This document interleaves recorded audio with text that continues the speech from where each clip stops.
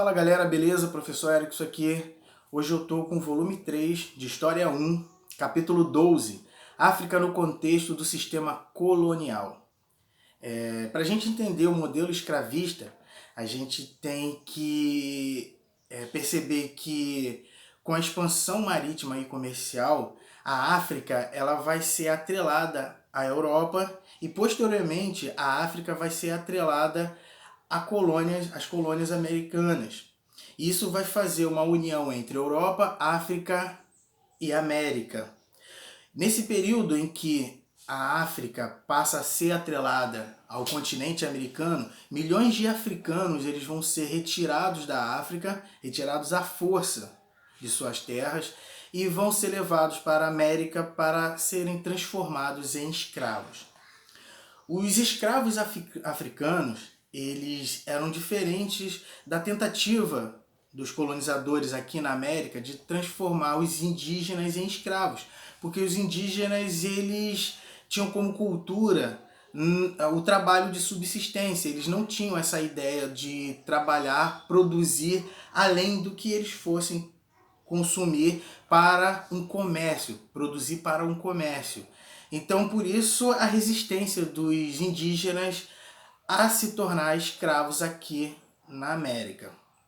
Já os africanos, eles tinham conhecimentos de várias técnicas no território africano e por isso eles foram levados até a América para ser transformados em escravos.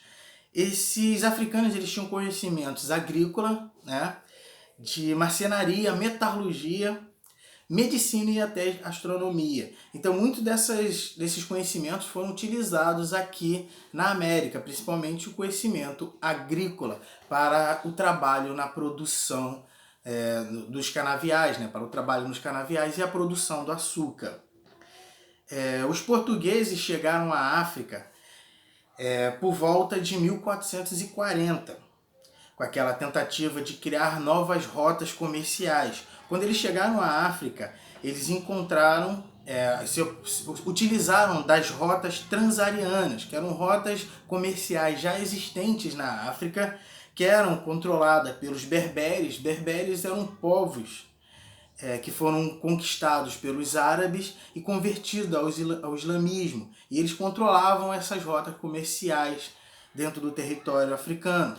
Inclusive o comércio de escravos, que era muito típico, né? Que era uma coisa normal, o comércio de escravos dentro do território africano. E quando os portugueses chegaram na África, eles iniciaram um comércio de produtos, né, que fossem importantes para serem vendidos na América e também o comércio de escravos. Inicialmente eles tinham interesses em encontrar os metais preciosos, que eram o ouro, né, principalmente. Mas também tinham interesse nos escravos, porque os escravos eram levados para as ilhas do Mediterrâneo para trabalhar nos canaviais, né? E também os escravos tinham importância para os portugueses para serem moedas de troca por ouro com outros reinos africanos. O tráfico negreiro era muito lucrativo para a burguesia mercantil, ou seja, teve bastante importância para manter o monopólio português nas colônias. Foi tão importante os escravos para a colônia aqui no Brasil que o jesuíta Antonil ele vai dizer que os escravos eram os pés e as mãos dos senhores de engenho. Isso pela importância que os escravos tinham para a produção do açúcar aqui no Brasil. Só que os escravos eles não aceitavam esse trabalho escravos e por isso eles tinham algumas resistências, como a recusa em realizar algumas tarefas, a destruição dos instrumentos de trabalho para não trabalhar, assassinato dos feitores, suicídio e a fuga. Na fuga, eles se organizavam em quilombos, que eram organizações sociais de ex-escravos. O mais conhecido foi o Quilombo de Palmares, que resistiu durante 35 anos, resistiu a 11 expedições militares e foi destruída pelo ex-bandeirante Domingo Jorge Velho.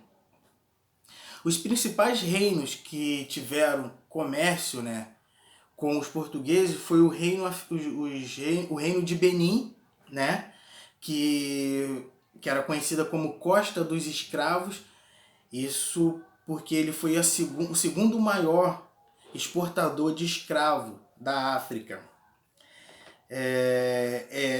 Esse reino de Benim foi um grande centro comercial com os europeus. Eles vendiam a pimenta, o marfim, tecidos e principalmente os escravos para os europeus.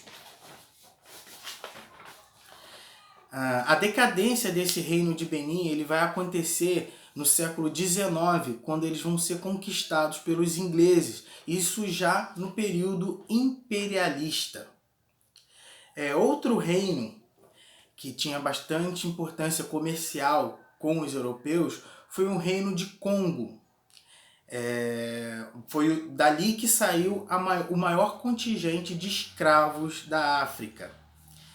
Inicialmente, o navegador português Diogo Cão ele vai chegar entre 1483 e 1484 nessa região, com um interesse comercial com essa região. O comércio inicialmente ali era baseado na troca ou no uso da moeda chamada zimbo, que era uma moeda feita de conchas, que era muito normal ter esse comércio dentro do território africano com essa moeda zimbo, né? Quando esse Diogo Cão chega nesse território, ele vai converter esse reino do Congo, né, ao cristianismo e vai transformar o reino do Congo no primeiro reino cristão da África. Só que com a União Ibérica, Portugal ele vai perder as suas colônias, né, africanas e vai iniciar uma tentativa de emancipação dessa colônia no período da União Ibérica. Com o fim da União Ibérica, Portugal ela vai tentar retomar as suas colônias e o Reino do Congo ele não vai aceitar retornar a ser colônia de Portugal e vai iniciar uma guerra civil dentro do território Congo, entre Portugal e Congo, né? Para Congo tentar se emancipar, não se continuar sendo colônia de Portugal.